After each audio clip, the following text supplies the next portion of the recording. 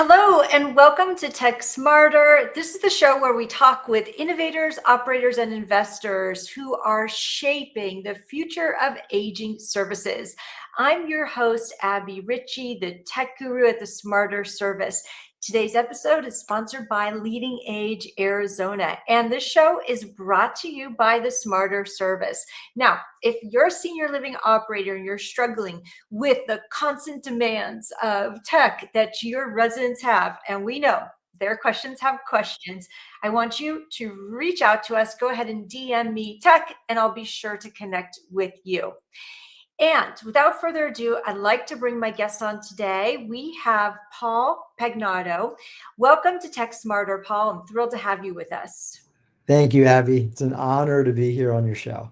Oh, thank you. Paul, for anyone who's not familiar with you and how you've been growing and adopting and within the aging services longevity place, could you please introduce yourself to our viewers? Be delighted to. Yeah, so my longevity journey and health optimization journey started 35, 40 years ago. So I'm a scientist at heart, a microbiologist. First position out of school was on a project with NASA. And so been studying, really advanced modalities from stem cells to contrast therapy to fasting to fitness and sleep for literally decades and decades. Been very fortunate to work alongside Dr. Laura Carstensen, the founder of the Stanford Center on Longevity. Very, very close also with the Buck Institute, Dr. Eric Verdin, the CEO there, served on the board of a prominent hospital in Northern Virginia, Innova, served on the board of Bulletproof, Dave Asprey's company there, Dr. Mary Lou Jepson's company, Open Water, and I go on, but this has just been something I've been called to do for decades.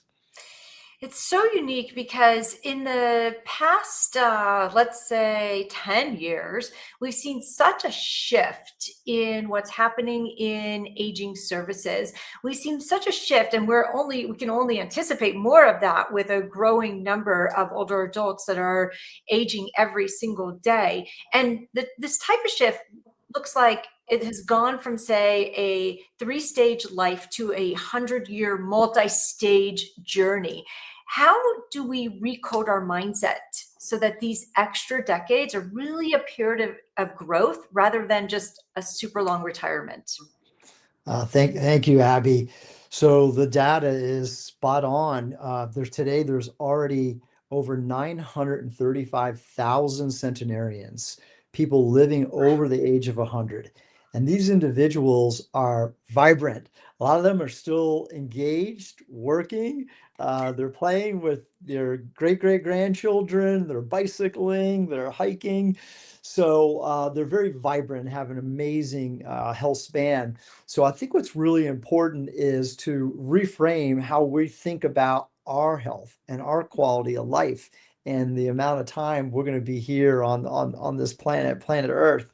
So at Stanford, we've spent, oh my gosh, at least 5 years on a project called the New Map of Life. And that was really led by Dr. Laura Carstensen. And it's really, if you think about it, what's happening today versus our parents or grandparents. I mean, both of my grandfathers worked for General Motors, and both of them retired from General Motors, and they had their pension plan. Today, that's not the case. That's not the situation, right? The gig economy is exploding. People have self-directed IRAs and 401k plans that they're contributing to prepare for their retirement. And what's happening is we're living longer, more vibrant lives. People are actually having 2, 3, 4 different career paths.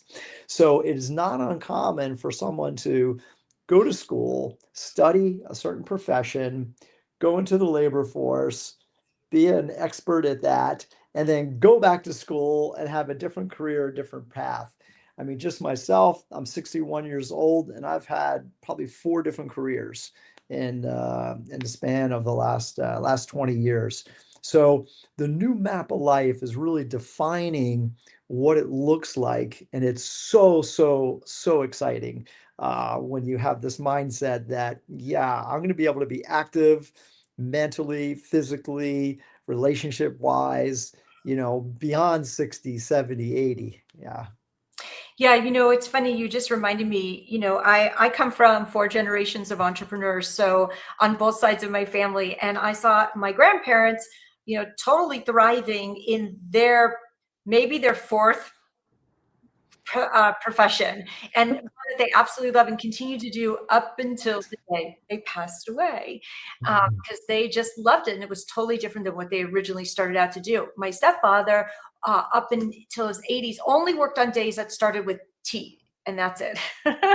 So, like for me, that's kind of the mindset. Like you continue to do what you're passionate about, and that's going to fuel you into your years, right? Com- And Completely. and one thing I heard you say earlier was about health span, and how does this health span ROI change how someone in their 70s should be investing their energy today? Yeah, so we're in this era that we're entering of life optimization. And when we focus and have intentionality to optimize our life in all the different areas and components, the outcome is a very long, high quality health span. So versus a lifespan. Some individuals have in their mind, when they get older, they're not going to be able to do things. They're not going to be able to travel. They're not going to be able to be physical. They're not going to be able to have great relationships with the loved ones and their friends. They're not going to be able to make impact and create value for society. And that's just not the case. I've traveled to all the blue zones. There's 6 blue zones in the world. My friend Dan Buettner, did this deep study and work. And I've met with these centenarians all over the world. And they are as vibrant, they are as purpose driven of a human being as anybody that I've ever met. So having energy so having an energy that allows us to continue to do the things that are important to us and having the mobility and the cognitive skills to be able to do so is literally life changing. And that's health span. Gotcha. So improving health span is truly the best way to keep residents independent, right? 100%. So you have individuals like, my parents, they're in their early 80s and they have very independent lives. They still live in a condo. They still take care of each other. They go shopping. They go on walks. They're very engaged. So when we are optimizing our life and we're taking care of ourselves in this manner, it is just abundant the things that we can do and continue to care for ourselves. You mentioned the blue zones, and one thing that we're always talking about here at the Smarter Service is how do we expand into serving residents in those areas? Have you found that there are certain ideal markets that prove that longevity technology can be scaled for the average older adult? Yeah, so it's a beautiful question, Abby. So there's these blue zones that there's 6 of them. All of them but one are organic. They're just natural, the environment. And when you go there, you feel it. It hits you immediately. But we're living in the 21st century today. And it's a different world. We have digital devices right now. We're all engaged digitally, and it's beautiful because it scales enormously, and it's connecting all of us, which is critical for our social connectivity. So, as we get older, it is so important to stay, socially connected. And whether that's FaceTiming, whether that's on a Zoom or a Google, to be able to continually connect with our loved ones, to be able to continually connect with our friends, is absolutely paramount. So this is just one simple way that we can stay connected. Um, Harvard has done the biggest study on this very topic. They've put together 148 different studies. This is over an 84-year period. So multiple generations from all over the world. And they found that a male that's really connected in their social network versus a male that is least connected, top tier versus bottom tier, is 2.3 times the amount of their longevity. It's equivalent to someone who is a smoker versus a not smoker. And a female, it's even more pronounced. It's 2.8 times. So the connectivity part of our life and our social well-being directly impacts our longevity. Got it. And would you say that Florida might be the ideal market for that type of lifestyle? Well, Florida is definitely has a lot of these blue zone characteristics. So, like where I live currently is in St. Petersburg, Florida, just outside of Tampa, and it's the number one walkable city in the country. So there are times when days will pass and I don't need to get into a car. So I'm able to do everything walking. And so that's a super attribute. The second is it's in a coastal environment. So most of Florida, if you look at the map of the state of Florida, is touching the ocean, which is another attribute of these blue zones, having that natural salt air. And then the connectivity, getting back to the social aspect. It's very vibrant. It's all year long. It's a season all year long for people to be able to do things. So I've found there's a lot of reasons why the state of Florida is just so robust in demographics and so many people moving here, and the quality of life is certainly one of them. I love it. You know, we've been expanding our footprint in Florida with the Smarter service at different communities. Mhm. And it's something that we've found over and over again is that there's such a demand for tech in that state. Like there's truly just the connectivity that you mentioned earlier with, say, for instance, doing FaceTime or using your Apple Watch or something like that. Like we found that the residents in Florida are more tech savvy than, say, residents in other states, maybe besides California. Have you found that as well? I have, and the amount of businesses that are moving here, technology companies that are moving to Florida, is just exponentially growing. Palantir, one of the top technology companies, a top AI company, just announced they're moving from California to Miami. So when you have a group of people like Palantir and others that are moving here, Mark Zuckerberg, he just moved to Jupiter, Florida. So when you have these technology companies, you have these tech entrepreneurs that are relocating to a state like Florida, it draws a lot of people. But I have also found that the generation, individuals in their 70s and 80s, they're wired, like they are using their devices. It's not uncommon for that generation to be having an Apple Watch, an Oura Ring, a Whoop, and they're very mindful of their sleep. They're very mindful of their movement, and it's awesome to see. It is, and I love the fact that you brought this up because being in senior living, as I have for maybe the past 7 or 8 years now, it's one of those prevailing myths that older adults don't really care about technology, which we know is totally wrong, right?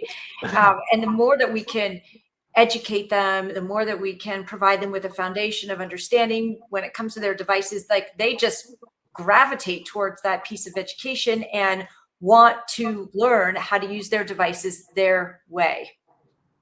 So true, and that's growth.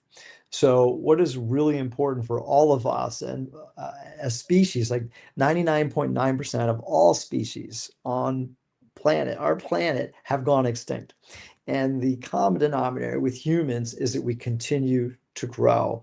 And technology, we're in the technology era, right? We're in this exponential era. AI is increasing 10x per year. hardware is increasing 10x per year, software is increasing 10x per year. So it is just incredible all the opportunities this is providing us. So for all generations to be able to continue to grow cognitively, mentally, and there's level of sophistication with technology. It's incredible to see our quality of lives are actually increasing.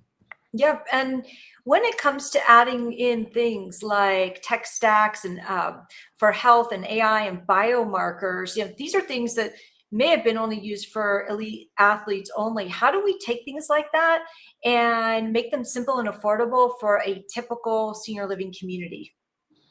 Yeah, so getting back to the technology, in a senior community, them being able to access, their telephone that has an app on it, and now these apps will allow one to integrate their wearables. So they'll allow the app, you can actually upload all of your biomarkers. So if 3 months ago you had your blood work done, it can all be integrated into the app. And then these apps and technologies can all be synced up with whom your primary care physician is, who your doctor is. So it's enabling the individual that resides in one of these communities to be so much more intelligent, so much more in tune with their health, their biomarkers every day, but also their advisors, their doctors that are taking care of them. Yeah, and something that really comes into play here is just in regards to transparency. I know that for many older adults, transparency when it comes to their health data can be really intimidating. How does being transparent with data help older adults overcome their fear of, say, new health technologies? Yeah, so I think it's just normal for any human being to fear that level of transparency. I like to use the acronym for fear, false expectations appearing real. So what happens is the more technological advancements we have, the higher the level of transparency is occurring. So technology and transparency go hand in hand. So we're in this exponential era of technology. So we're also in this exponential period of time with transparency. So in 3 to 5 years, there's not going to be any secrets because you're going to be able to just talk into AI, and AI is going to be able to inform you and give you the facts about anything or anybody.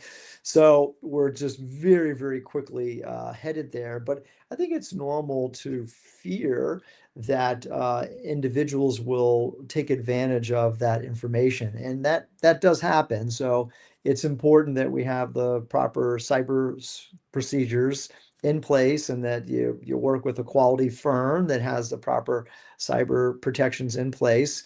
But to be able to know, what your resting heartbeat is, to know, the quality of sleep that you're receiving, to know that you're taking in the proper nutrients, to know that your blood pressure is at the proper level. And this is all technology and this is all data. And that's super, super important for the individual to know, and also for your practitioners that are helping you. So that's data that someone may be uncomfortable with providing, but it's just vital for their success. So transparency is beautiful. It's here and it's here to stay. Yeah, it's got me thinking about how we will all have a digital twin, right? Or Mhm. personalized health data that really increases our own sense of autonomy. Is that how you see an older adult expanding their ability to care for themselves? Yes, and even younger adults. So, there are organizations that I'm working with that are creating these digital twins, and you're going to be able to actually uh, put into your system, your computer, your app. Well, what if I, have some ice cream now? How's that going to impact me, or how's that going to impact me the next day? and you'll feed the system that, your digital twin, and you'll see exactly what the outcome is. Or it may be, I'm going to go, I'm not going to work out for the next 2 days. How's that going Yeah. to impact me? Or, I'm going to stay up late and watch this movie and I'm only going to get 5 hours sleep. What's the impact going to be? You're actually going to be able to see that with your digital twin. It's pretty I'm amazing. I'm laughing because my digital twin would probably say, "Okay, Abby, you've stuck to your goals all day today, and now it's 9 p.m. and you want to eat that dessert." Mm. Yeah, Well, we have to enjoy life as well, right? That's super important. We have to enjoy life. absolutely. We often say that seniors or older adults get left behind by the technology, but I've heard you argue that tech is actually the great equalizer in health. What's one entry level piece of technology that every older adult should be using today? Yeah, I would say, and I absolutely love the question.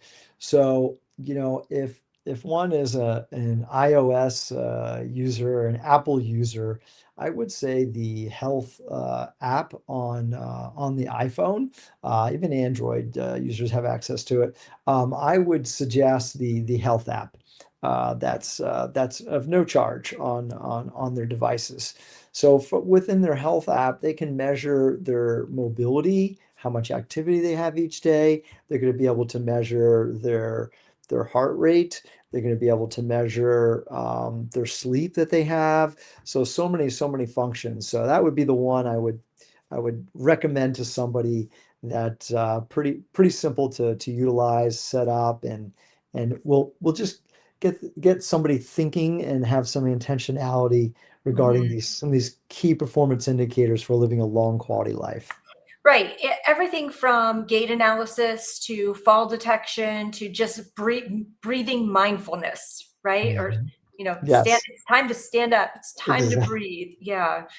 Time to have some water, that kind of thing. I do think that the Apple Watch is a great entry level piece of technology. I've also seen other things such as these scales, like the Zibrio scale, for instance, that you can stand on daily. You may already be using a daily scale, but it also is tracking your balance and any fall detection and just your overall symmetry. Have you been exposed to anything like that? I have, and I love those. Like, so say even the basics. So say all of a sudden, I'm losing a lot of weight, and it doesn't like tie with everything else that's going on with me. It's like, why? Why is that? Or if I'm gaining a lot of weight, why is that? But also these will measure your body fat, your body mass, your heartbeat can be measured, your balance can be measured. And I think it's just good awareness cognitively of how your biometrics are. So I have, and I'm a big fans have also used the withing scale, which Mhm. can automatically tie right into your phone. So you have a track record of all your data. How do you feel about the influx of, say, toilet tech? Yeah, I haven't had much experience Uh-huh. on that with that Abby being very transparent. So you probably are more up to speed on that than me, but I'm just not up to speed on that. No problem. You mentioned earlier about the work you've done with NASA in regards to longevity. How close are we to the point where science starts adding more than 1 year of life for every year that we live? Yeah. Well, according to some very bright people like Ray Kurzweil, who is the founder of Singularity University, uh, the statisticians are saying that's 5 to 7 years away. So I'll put it into context. In 1880, the average person was aging 25 months per year and they had an average lifespan in their 30s. So that was in the 1880s. So today, an optimally fit person, so probably someone like you, Abby, so someone who's very fit, who's very, very active, doing all the right things, is aging at only a pace of 8 months per year. So that's a huge contrast from 25 months a year to 8 months a year. So, as that gets down to 7 months a year, 6 months a year, five, four, three, two, one, we're getting there. And again, we're in this exponential era. So time will tell. I think the consensus today is already today that an individual properly taking care of themselves should be able to live a quality life to 100. Again, there's already 935,000 people all over the world that are over the age of 100. So impressive. I want to ask you, and we may have talked just a little bit about it. It's the longevity dividend that can really boost the economy. Now, in my work, a lot of people will say it's the silver tsunami, which I don't like to talk about at all because that sounds like a negative thing. But is there a way to really lead aging into an economic engine?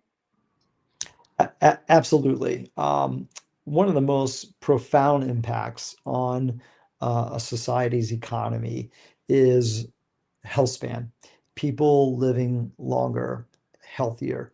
You simply are adding that many more lives to the population that are consumers. And just in the United States, adding 1 to 2 years of health span, quality life for the average individual in our population adds trillions of dollars to the economy. So just think about that. Just adding 1 to 2 years, adding trillions of dollars. Think of what can happen and where those dollars can be placed and the impact that can be made. It's it's exponential. It's literally mind-boggling. So it's a real quantifiable impact on the economy with people taking care of themselves and doing the right things and living a longer quality, healthy life.